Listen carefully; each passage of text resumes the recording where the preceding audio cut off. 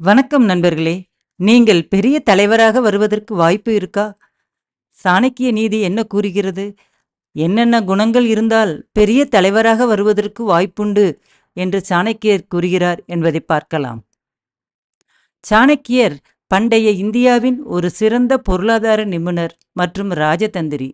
சாமானியனாக இருந்த சந்திரகுப்தர் மௌரிய பேரரசாக மாற்றியது அவரது கொள்கையின் பலத்தால்தான். சாணக்கியரின் கொள்கைகள் எக்காலத்திற்கும் பொருத்தமானவை. இன்றும் மக்கள் சாணக்கியரின் கொள்கையை பின்பற்றுகிறார்கள்.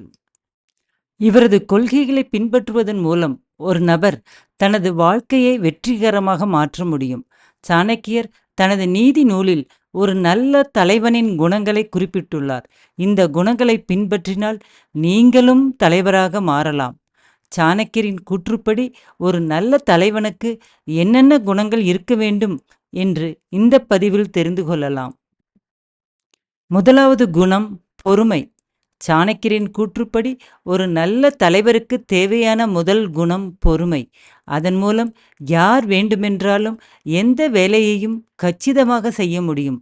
பொறுமையாக இருப்பதன் மூலம் உங்களின் கடின உழைப்பிற்கான பலன் நிச்சயம் கிடைக்கும்.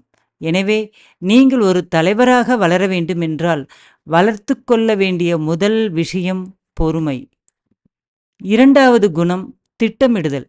திட்டமிட்டு வேலை செய்பவர் மட்டுமே நல்ல தலைவராக இருக்க முடியும். கடினமான சூழ்நிலையிலிருந்து வெளிவர எப்போதும் ஒரு திட்டத்தை வைத்திருங்கள். ஒரு நல்ல தலைவர் தன் திட்டங்களை எப்போதும் யாரிடமும் பகிர்ந்து கொள்ளக்கூடாது. மூன்றாவது குணம் கவனம். எந்த ஒரு வேலையையும் முடிவடையும் வரை கவனத்துடன் இருந்தால் மட்டுமே ஒரு நல்ல தலைவராக மாற முடியும். வெற்றியை முழுமையாக அடைவதற்குள் கொண்டாடுவதை நிறுத்துங்கள். எனவே ஒரு நல்ல தலைவர் திட்டங்கள் வெற்றி பெறும் வரை எச்சரிக்கையாக இருக்க வேண்டும். நான்காவது குணம் ஆலோசனை பெற தயாராக இருக்க வேண்டும். எந்த ஒரு வேலையை திட்டமிடும் முன் குழுவின் உறுப்பினர்களிடம் ஆலோசனை கேட்பவரே ஒரு நல்ல தலைவர். இது வேலை செய்ய ஒரு உறுதியான திட்டத்தை கொண்டு வருகிறது. எனவே வெற்றி வாய்ப்பும் கூடுகிறது. அனுபவம் உள்ளவர்களிடம் ஆலோசனை பெற்று முன்னேறுபவர்கள்தான் நல்ல தலைவராக வர முடியும். ஐந்தாவது, சரியான நேரத்தில் சரியானதை செய்ய வேண்டும். ஒரு நல்ல தலைவர் சரியான நேரத்தில் தனது கடமைகளை சரியான முறையில் செய்ய வேண்டும் என்று சாணக்கியர் கூறுகிறார். ஒரு தலைவன் தன் சாம்ராஜ்யத்தை விரிவுபடுத்துவதற்கான ஒரே வழி இதுதான். ஒரு நல்ல தலைவர் எப்போதும் நேரத்தின் மதிப்பை புரிந்து கொண்டவராக இருப்பார். ஒருமுறை இழந்த நேரத்தை திரும்பப் பெற முடியாது என்று அவர்களுக்கு தெரியும். முடிவுகளை தாமதப்படுத்துவது குழுவின் வளர்ச்சியை குறைக்கும். நீங்கள் சரியான நேரத்தில் பிரச்சனைகளை நீக்கவில்லை என்றால் அவை பெரும்பாலும் தீர்க்க முடியாத பெரிய பிரச்சனைகளாக மாறும்.